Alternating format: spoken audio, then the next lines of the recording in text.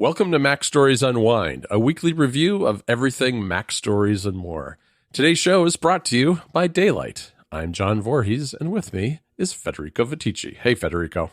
Hello, John. How are you?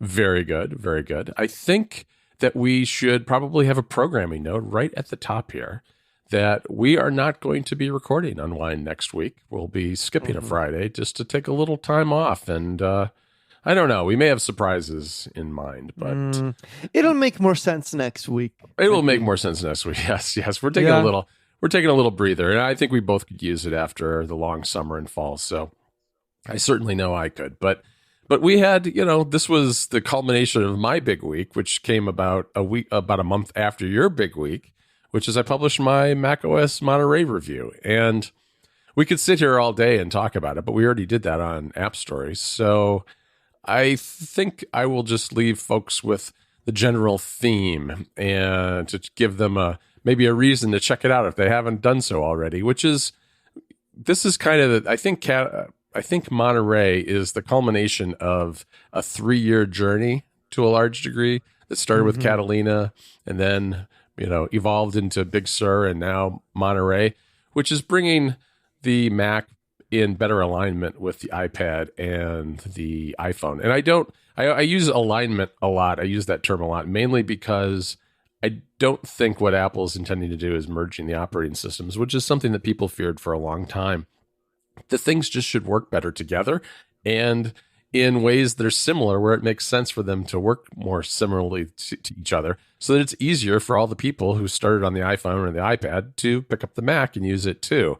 And with that realignment, along with the fact that we've got things like Mac Catalyst now and Swift UI, there's been a push to create technologies that allow Apple to push all of its system apps forward at the same time. And they're finally doing that. I mean, now we now have Books is just like on the iPad and the iPhone finally.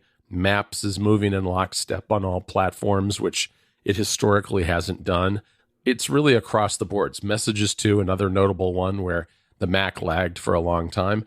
And that's a positive thing. And I think that is something that's not really limited to Apple. It's something that all developers are going to be able to do more easily going forward, whether they're a small indie shop or a big company.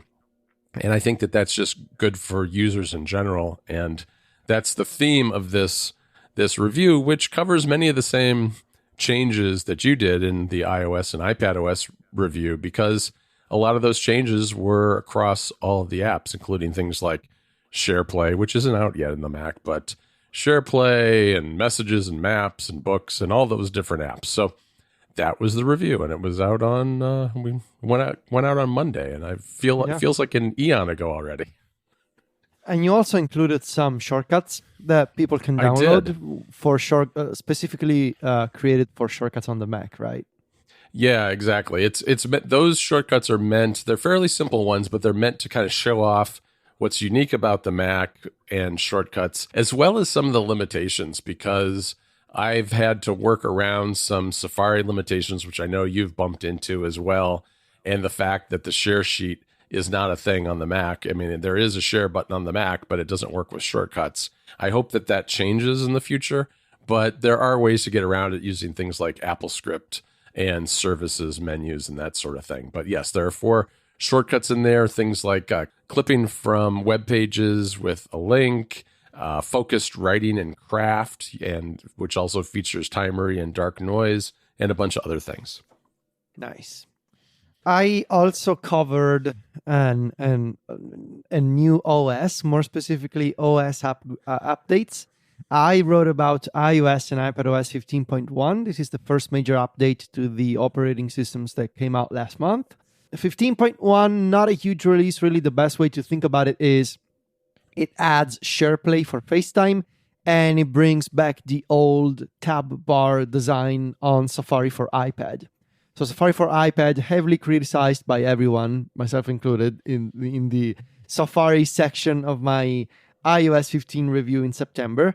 I expressed my frustration with the new design, specifically for the design of tabs and the placement of the favorites bar in version 15. And I concluded that segment saying, I just wish that Safari for iPad had the new features that I like extensions or tab groups or the start page in an old design. And that's exactly what Apple has done in 15.1. You keep all of the new features, but you can use a separate top bar mode, which is the default mode in Safari. And now that mode looks like the old Safari for iPadOS 14, with the tabs that are actual tabs, and they sit above the web page, and the favorites bar is nested in between the tabs and the address bar, as it's always been. So good news there. And SharePlay, I wrote about SharePlay, which is a new FaceTime feature that lets you have synchronized activities.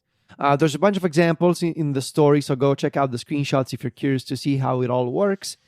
We tested SharePlay together, John and I, using music, Apple TV Plus, screen sharing. I honestly believe screen sharing is the best feature of SharePlay, as well as a bunch of third-party apps. And you can go read my takeaway from the story. I kind of feel like SharePlay is technically impressive, if only a little too late, I think it'll be still useful for a lot of people. Screen sharing is going to be excellent to do tech support for family members and friends. But all of the other experiences, like watching a TV show together or listening to music together, I understand if there will be people that will still take advantage of those. I think maybe John has a few examples of how SharePlay could potentially be useful for these group activities. But by and large, the key features that Apple demonstrated for music and Apple TV, I feel like they would have made a lot more sense in 2020 with the first lockdowns, not now. Yeah, I hear you. I did get a chance to try 3 apps recently since you and I did our testing, and those were the NBA app, Disney Plus, and TikTok. And look at you, fancy, having this secret demos just for you. Secret demos, yes. And right now, I think NBA is the only one that's out. And that one, to me, was the most impressive because you're able to watch a live NBA basketball game with your friends. And when you combine that with the Apple TV, which lets you leave the FaceTime call going on your iPad while you watch the game on your TV, it has some interesting, it's an interesting option, I think, for people who have close friends who are maybe in another city and they maybe grew up together in another city and have a favorite sports team, something like that. Disney Plus, it works basically the same way that it does if you're using SharePlay with TV Plus. So not really anything different there. And then TikTok was a strange one, I got to say. I'm not so sure that I will ever feel the need to review TikTok videos as a group activity, although maybe I'm just not the right generation for that. So I will leave that for the listeners to decide. But of the 3, I really like the NBA one. All right. Sounds good. All right. So the other thing I wrote about this week was shortcuts. You've been busy. Yeah, this week, yeah. Shortcuts for Mac. I had a hard time turning it off right immediately after I published that review, Federico. So I kept going, and I rounded up 27 of my favorite shortcuts integrations on the Mac from third-party developers. And of course, they have continued to come out since then. And there are a lot more that I would probably add to that list now. But, at some point, you have to cut them off and publish. And we'll be covering more of these on the club and on the site in the future. But there are just some really interesting shortcuts integrations here. And I think, see the article because there's just too many to talk about here. But Better Touch Tool has one of the most interesting shortcuts integrations I've ever seen. It's 40 actions that control virtually every single aspect of that incredibly customizable automation tool. And it also can run your shortcuts. So you can set up triggers in Better Touch Tool itself, like gestures on your trackpad and that kind of thing to run your shortcuts. So there's a lot of potential there. And I've barely grazed the surface on that. I need to spend more time with it. And then I don't know, there are just so many more that are available that are really good. A lot of them you'll find have the exact same actions as you'll have on the iPad or the iPhone, which I think is fantastic because it just means you can do the same things in both places. Apps like Timery, and there's Data Jar on the Mac for the first time, which is a great power user tool that a lot of shortcuts users use to store their data in iCloud Drive. And the list just kind of goes on and on from there. So be sure to check that one out.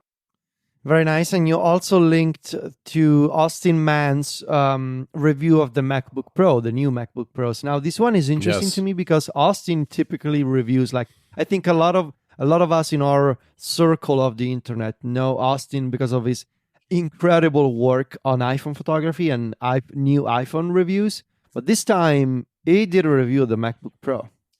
He did, and he did some really interesting tests. The one that really struck me was he took 8 raw images of a landscape that were, I think, 50 megabytes each, and stitched them together in a panorama in Photoshop, and it was almost instantaneous, which was really kind of incredible. And then he had a test where there's a technique for getting pictures of the nighttime sky where you take a bunch of images and then you stitch them together by layering them to get a better overall image, which is also a very intensive process.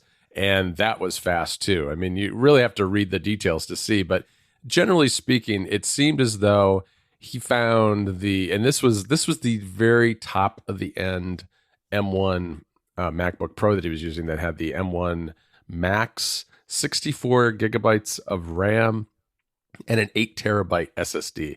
I think that is the highest spec MacBook Pro you can buy, which when you do that, it's something like $6,000. And he generally found, I think, that the speed for a lot of his common tasks were roughly twice as fast.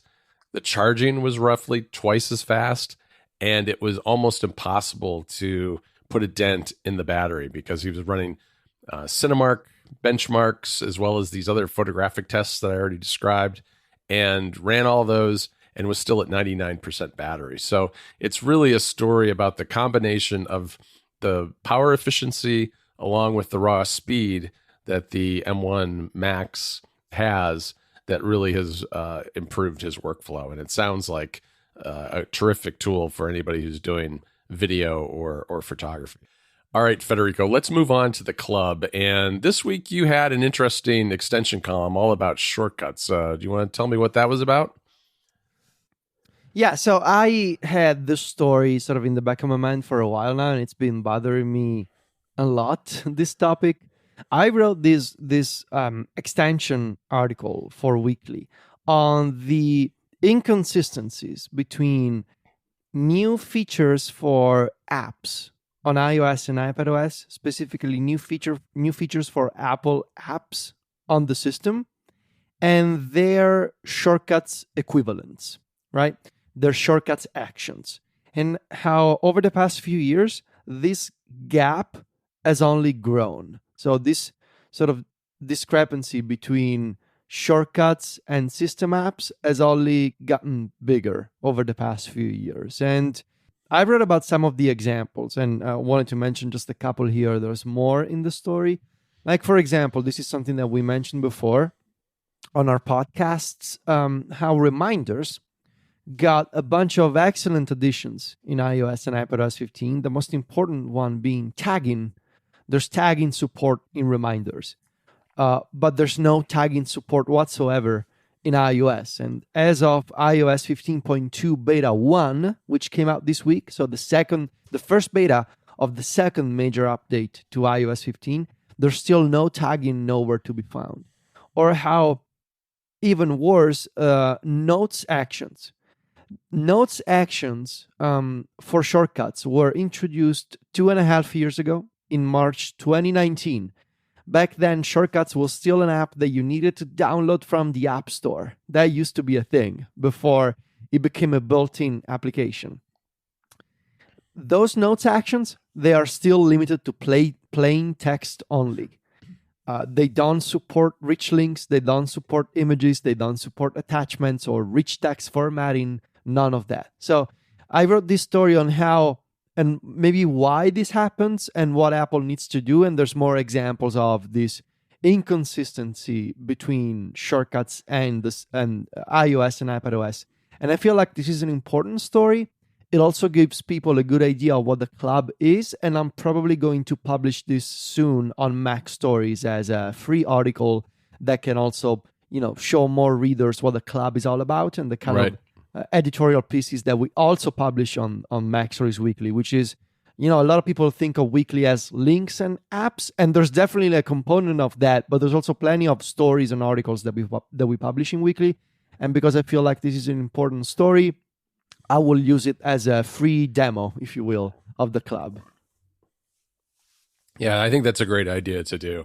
This week, I covered a collection of my favorite XL widgets, those supersized that's widgets. fun. Yeah, Okay. on the iPad. And I've been surprised at how much I enjoy the XL widgets. I really got into them with my iPad mini, which seems really counterintuitive since it's such a small device.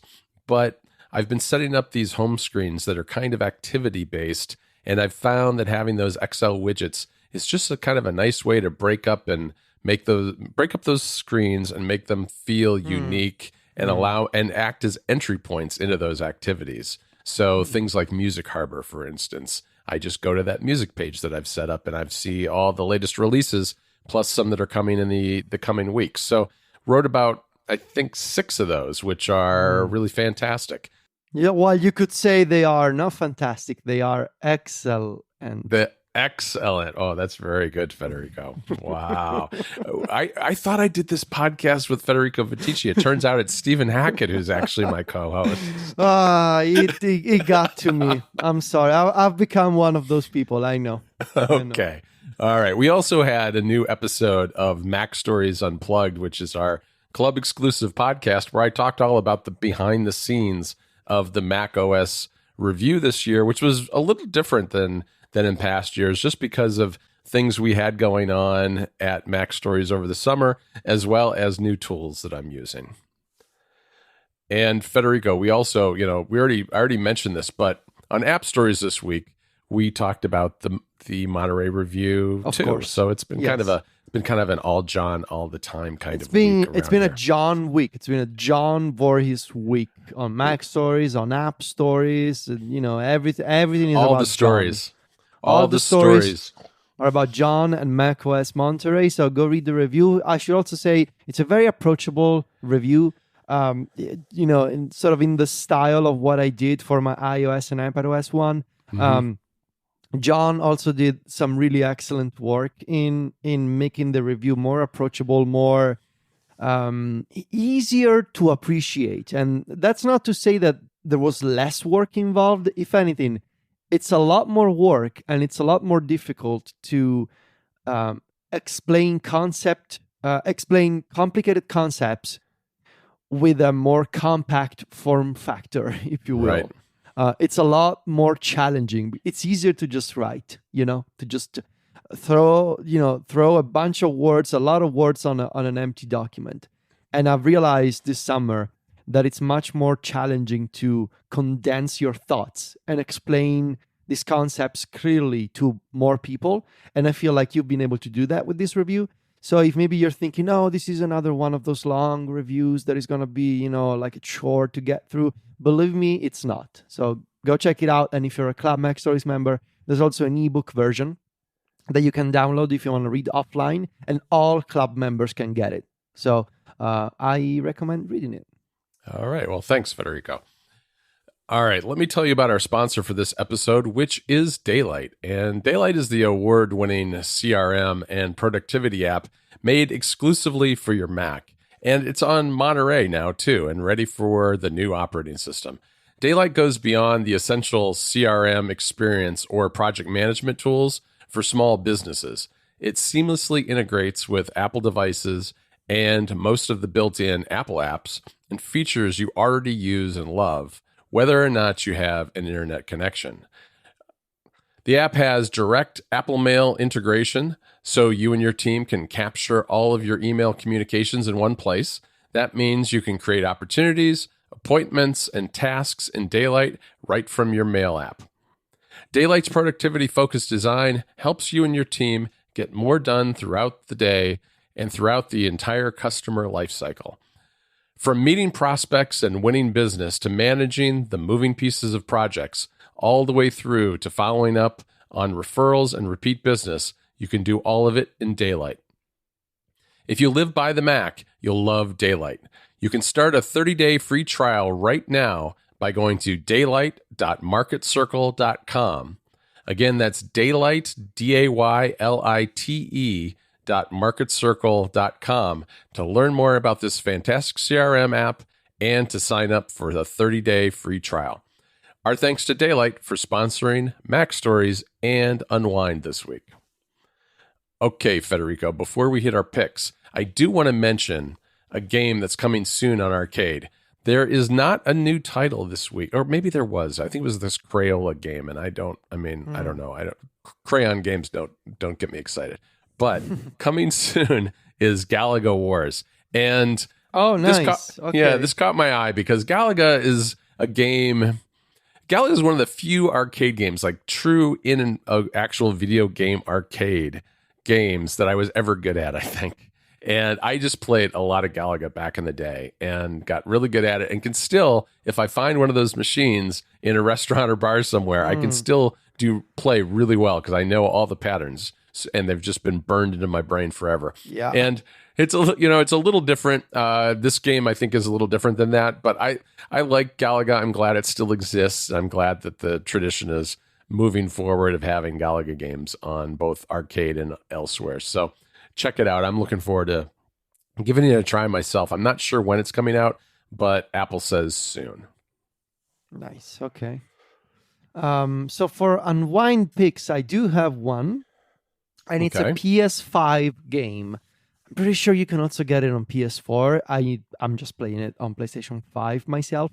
It's the DLC, or sort of like the expansion to Final Fantasy VII Remake. It's called Final Fantasy VII Remake Episode Intermission. Now, Episode Intermission, it's not a sequel. It's not Final Fantasy VII Remake Part 2. That is still coming at some point in the future. This is an expansion that lets you control Yuffie. So Yuffie, one of the original characters from Final Fantasy VII, there's this new storyline that sort of branches out in the same timeline of the original game. This expansion roughly takes place during the events of Final Fantasy VII Remake. In fact, you do meet up with some of the characters from 7 Remake, but you control Yuffie. So you are in the same timeline, in the same moment, just in a different place in Midgar. And it builds upon the graphics and the mechanics of Final Fantasy VII Remake, right? It's the same game, same settings, same assets, same graphics, same control system. You're just controlling a different character, and you expand upon the story of 7 Remake from the perspective, from the point of view of Yuffie. She's this amazing ninja fighter from the nearby city-state of Wutai. And I don't want to spoil the rest of the game. I started it a couple of months ago, and then I was distracted with my iOS 15 review. Then Metroid came out. I finished Metroid a few days ago, and I was taking a look at my backlog, and I figured, I'm gonna spend a few hours catching up and finishing the expansion to Final Fantasy VII. So this is not a long game. I'm pretty sure you can get it done in 5 to 10 hours. It's an expansion. It looks great, and my recommendation would be, if you have a PS5, play both the original Final Fantasy VII Remake, previous Unwind pick, in fact. But if you missed that game, play 7 Remake and then Episode Intermission on a PS5, because you do get the higher texture, like the higher quality textures, and the performance mode that lets you play at 60 frames per second. So it looks really lovely on PS5. I believe the PS5 upgrade version, and I'm sorry, but look, it's not my fault. It's Square Enix that is bad at names. Yeah. The PS5 upgrade is called Final Fantasy VII Remake Intergrade.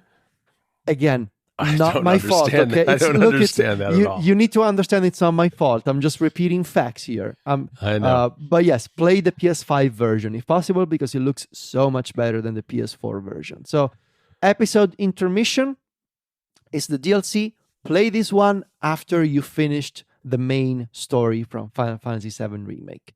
And then I guess we'll see what happens with 7 Remake Part 2. I don't know when it's coming. Yeah, no, that sounds great. I have a music pick, and it's a little bit different music pick in that it's not really an album. It's a special radio station that they've got on Apple Music on, I guess, Apple Music One now. I still call it Beats, but it's I still not, call it Beats One, but it's not Beats One anymore. No, it's not. But in any event, Matt Wilkinson is one of their best DJs, I think, and does a lot of great alternative and similar music on his show. And there is a new documentary on Apple TV Plus about the Velvet Underground, the band whose career spanned the late 60s and early 70s, and wasn't huge at the time, but has had a huge influence on a lot of bands in the years since. And I haven't watched the documentary yet. I'm planning to do that in the next week or two, but I did listen to this special radio station. And what I like about it is that it's a combination of classic Velvet Underground songs as well as bands that have covered them in the years since. So I think probably a lot of people have heard Velvet Underground songs and don't even know it because they've been covered by so many different artists. And I think this was a particularly good collection of covers as well as original material, a lot of which I hadn't heard before myself and really enjoyed. So check it out. I'll have a link in the show notes. It's on Apple Music, and it runs for about, I think, roughly an hour, maybe an hour and a half, something like that. Yeah, it's really good. Nice. I think you'd like it a lot, Federico.